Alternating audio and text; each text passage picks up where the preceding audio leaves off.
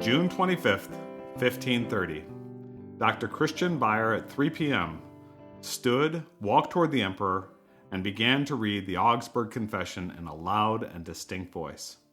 He said, "Most serene, most mighty, invincible emperor, most gracious lord, a short time ago your imperial majesty graciously summoned an imperial diet to convene here in Augsburg."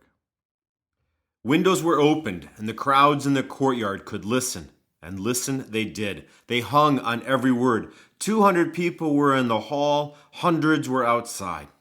Chancellor Christian Beyer of Elector John's government, he read the German text to the assembly, and his voice carried its words into the street outside. In accord with imperial instructions, Philip Melanchthon had also prepared a Latin version of the confession that was handed over to Charles at the same time. This is Grace on Tap. I'm Mike Yagley. And I'm Evan Gaertner. Grace on Tap is a podcast devoted to the history, the documents, and the times of the Lutheran Reformation. It's a conversation that Mike and I have all over a nice cold beer.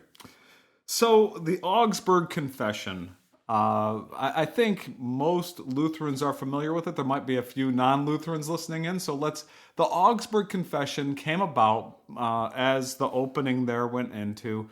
There were a lot of discussions and accusations against the Lutherans, and they called themselves the evangelicals, I think, at that time. That they needed to address. And so the Augsburg Confession was an attempt by the Lutherans to go and present to the emperor their beliefs in an orderly fashion that showed that they were aligned with the historic faith. It was important for the Lutherans to show they were not starting a new religion. So the Augsburg Confession is written from a tone of unity. And we're going to kind of place the Augsburg Confession in some of the timeline of the Reformation now. The Augsburg Confession was presented as a confession of the truth of God's holy word. And that was important for the Lutherans, that they didn't want to just have it be this thing that only argued about the things that were in conflict. In fact, the first 21 articles are about the things that they think every Christian should hold together. Articles 22 through 28, those are the things that are more in dispute. So let's put it into a little timeline. October 31st, 1517. So October 31st, 1517 is when Martin Luther famously nailed his 95 Theses to the church door in Wittenberg, asking for all comers to argue with him on these points. Those points, those 95 Theses, were taken down and distributed throughout all of Europe, and within 2 weeks, people in France, people all over the Western world were aware of what was in those 95 Theses, and they immediately saw that this was a direct attack on a lot of the core principles, or the perceived core principles of the Roman Catholic Church. And so the medieval Catholic Church, indulgences, repentance, and the authority of Pope all being challenged. Then the Diet of Worms, 1521. Luther stood before the emperor and gave his famous "Here I Stand" speech. We discussed this in an earlier episode, but this is that defining moment for Luther, because after the Diet of Worms, he is declared an outlaw. And for the purposes of the Augsburg Confession, he was not able to attend the Diet in Augsburg. So right after that, Luther was stolen away. There were those who felt that for his own good, and they were probably right. They put him in the castle, and he sort of hid out for quite a while, and then he came out and remained safe there in Wittenberg for pretty much, I think, Wittenberg and the surrounding area. For the rest of his life. Yeah, so where Frederick the Wise was, and then Elector John, and Magnanimous and the Steadfast, those two Johns, they kept Luther safe. In terms of the timeline of interaction between the Holy Roman Empire and Luther, the next thing that comes up after the Diet of Worms in 1521 is the Diet of Speyer in 1526. Now, the Diet of Speyer, we did not talk about that in our podcast, and we probably, maybe we'll double back on that someday, but This was a moment of strength for Lutheran princes.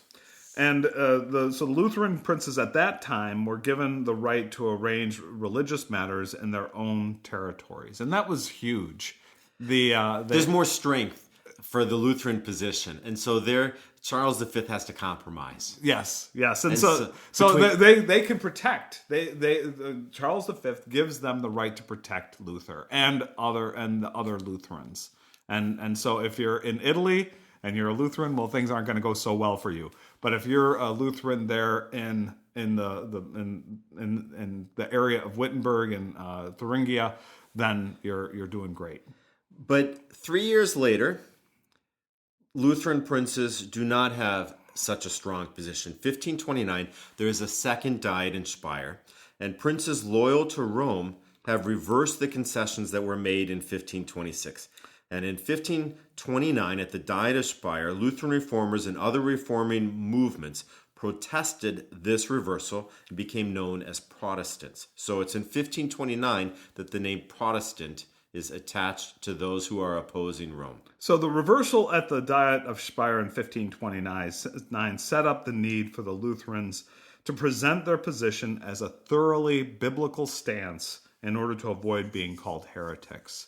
And I did do a little bit of reading on this, and we talked a lot about John Eck, and he was very active in this period leading up to the Augsburg Confession, spreading all sorts of, because there were many what Martin Luther called the enthusiasts, and people like that were taking the opening that Luther had made, the biblical opening, and going extra biblical, having all sorts of crazy ideas. We talked about that in the Peasants' War, and there was a lot of that going on. And this became hard for the Lutherans because Eck is now writing in a way that is taking all of the Protestants as one bundled group, and if one thing's wrong with one of them, it gets attached to all of them. And so it becomes fundamental for the Lutherans to figure out how do we clearly state what we are and what we are not. So that leads us up to June 25th, 1530, which is the presentation of the Augsburg Confession to Charles V. And that is pretty much, I would agree that it is just as important as the 95 Theses. This is a major turning point. So Lutherans should know the date, October 31st, 1517. We have the Reformation. We sing A Mighty Fortress is Our God. We have Oompa dances, whatever it is. We have a lot going on in 1517. We also should be recognizing June 25th, 1530, because this is the date when Lutherans stand up and say, this is what it means to be the church. So we have to go back. We did talk about the fall of Rhodes in 1522. We had some episodes when we were talking about our friend Pope Adrian VI, the failed pope, a 2-year pope who was not able to get the three princes, Francis, Charles, and Henry. Henry VIII of England, Francis I of France, and Charles V of Germany and Spain.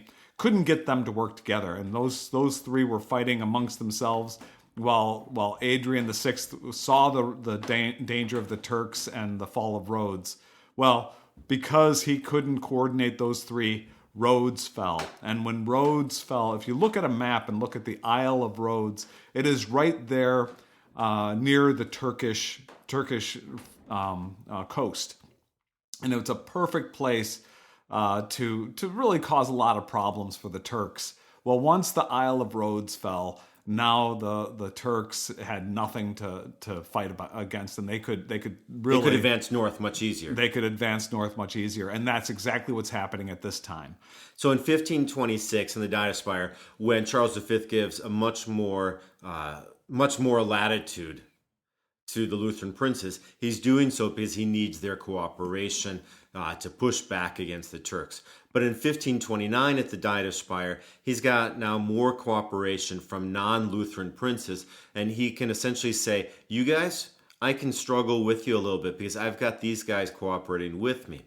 Now we're getting closer to 1530, the Diet of Augsburg, and there is a need for unity again. So there's this roller coaster between Charles V needing the Lutheran princes and not needing them. In 1530, he really wants them to be on the same page as him. So Charles V ordered all rulers with the empire to meet in Augsburg. The goal was to settle once and for all the controversies that had caused division in the empire. He wanted unity so that they could face the growing threat of the Turkish armies after the fall of Rhodes in 1522. So in preparation for the Augsburg Confession, Lutheran, we'll say theologians who were sympathetic to the Lutheran position, all gathered multiple times to work out their beliefs and to prepare for the presentation of the Augsburg Confession. There was Schwabach, Wartburg, and Torgau. Yeah, so we can look at the documents that are prepared in these three cities as these leaders of theologians and cities and nobles all meet together to try to prepare their notes for what they're going to say in Augsburg, to look at the progression. And the beginning of their work was very filled with a lot of attack and a lot of, this is what you guys are doing wrong, this is what we're doing right. But as they got closer towards the presentation of the Augsburg Confession, the document takes on much more of a document of unity and trying to show the basis of commonality. And that happens because as they get closer to Augsburg, Charles V is starting to show that he isn't coming to Augsburg with this great sense of controversy. Charles V himself wants unity. And so as they met to prepare the Augsburg Confession, and as they're getting ready, their first thought is, we got to really punch them just as much they're going to punch us. But then they realize Charles V doesn't really quite want to do that. And so in Torgau, they work together to kind of describe some legitimacy and some explanation for how they're going to be united. So Elector of Saxony, John the Steadfast, hears and understands this word from Charles. Charles says he wants to hear their opinions, their thoughts, and their notions. That had a sense of invitation that kind of surprised them. So, when they heard that, John the Steadfast went and asked Martin Luther, Philip Melanchthon, Justus Jonas, and Johann Bugenhagen to meet in Torgau and prepare a statement of confession. And when John the Steadfast received it, he said he was prepared to go to Augsburg. So he left Torgau on April 4th. He arrived in Augsburg May 2nd. And during that trip, they stopped at Coburg. And in Coburg, they dropped off Martin Luther. Martin Luther stays at that castle throughout the time during the Diet of Augsburg. And John the Steadfast had set up a series of messengers that would go back and forth between Augsburg and Coburg. The reason they leave Martin Luther in Coburg is because that's the most south that Elector John's protection ran. I know that they could go as far as Coburg. Okay. And that's the furthest that they felt Luther could be safe. Okay. If they went further than that, they brought grave risk to Luther. Yeah, there were, and this is sort of the remnants of that agreement that was from the Diet of Speyer of 1526, where there were areas that Luther was somewhat safe. That Charles wasn't going to go in to Elector of Saxony's territory and go seize Luther. Right.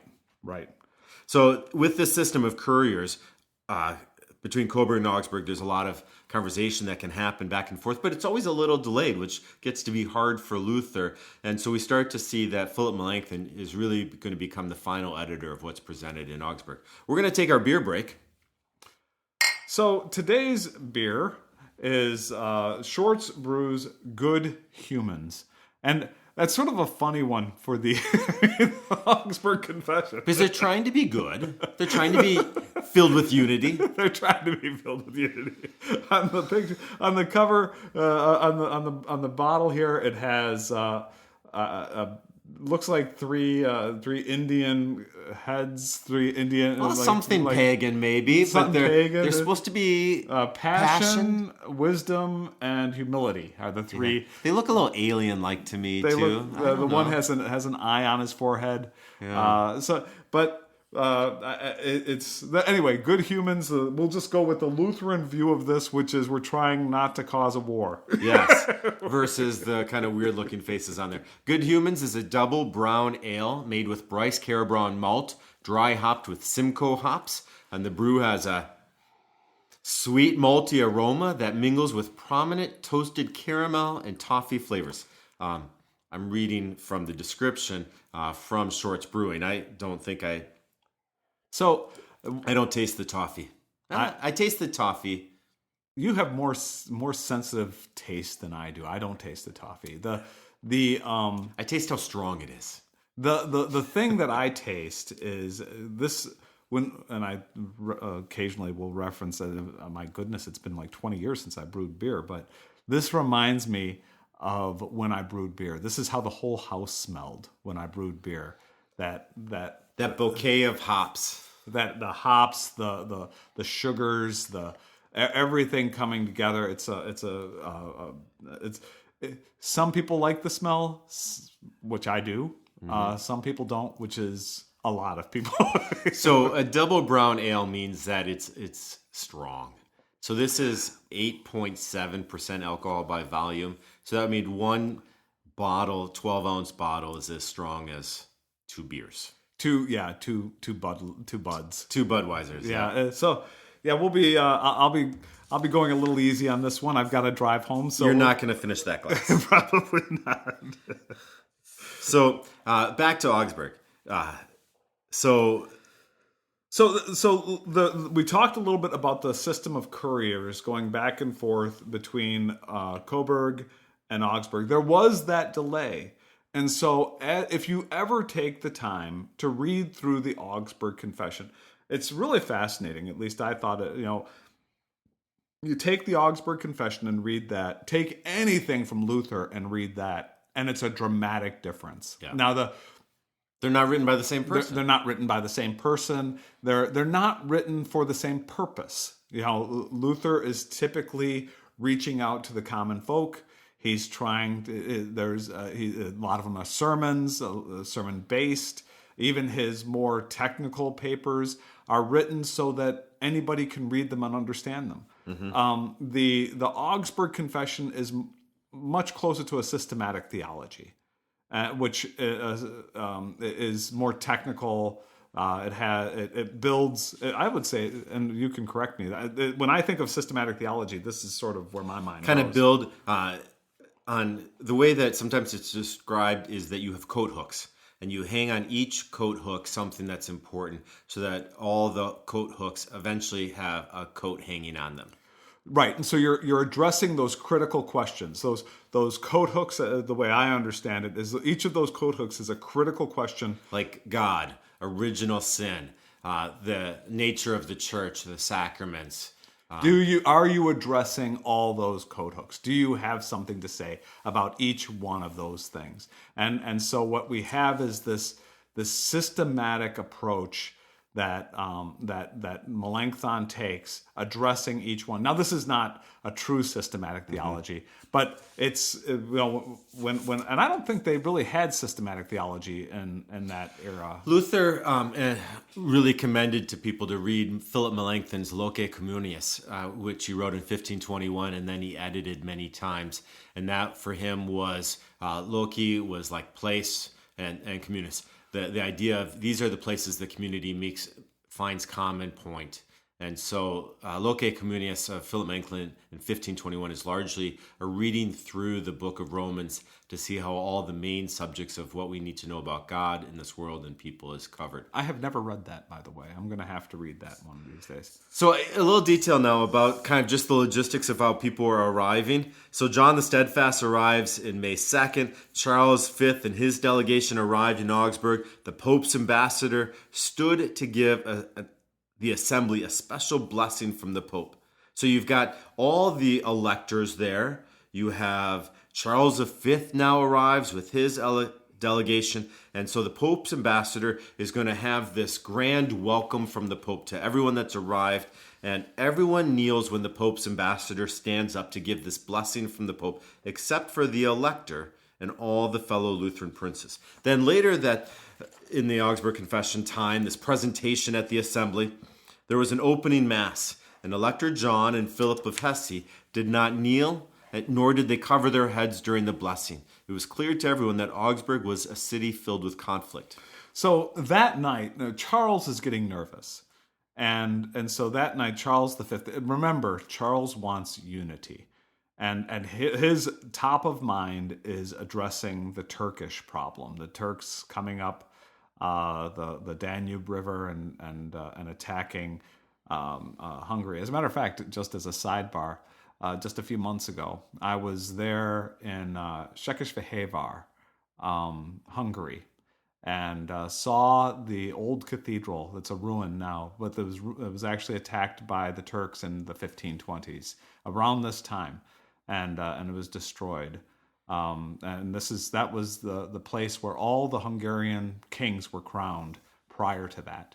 And so this is right in that era. Right. So this is real conflict. This isn't just conflict on paper. Charles is trying to prepare the Holy Roman Empire for conflict, and so he looks at this kind of this 2-point, not standing when the Pope's ambassador stood up and not kneeling at the Mass as signs of disobedience.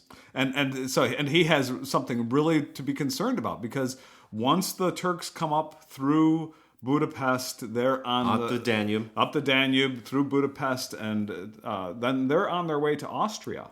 And once they get to Vienna, then things are. They're working their way into Europe. So that night, Charles met with the Lutheran princes, and he asked them not to permit Lutheran preaching in Augsburg and to attend the Corpus Christi festival. Now, George, the Margrave of Brandenburg, said that he would rather have his head cut off than let the word of God be taken from him, and commanded to deny his God. So the emperor sputtered in broken German, because he was, Spanish. He didn't really speak great German. He said, "Not cut off head, dear prince, not cut off head." And this depth of conviction and courage that was being made clear to Charles kind of surprised him. He didn't realize how much the Lutherans would insist on the freedom to be able to preach God's word. And he really did. Charles, you have to sort of feel for Charles. I remember when I first became a Lutheran, I used to hear Lutheran pastors talk, sort of throw shade on Charles V, that he wasn't very smart, that he was, all sorts of stuff about Charles, but he had his hands full, and he's doing the best he can, and this is sort of a sidebar problem for him, and he sort of is continuing to treat it as one.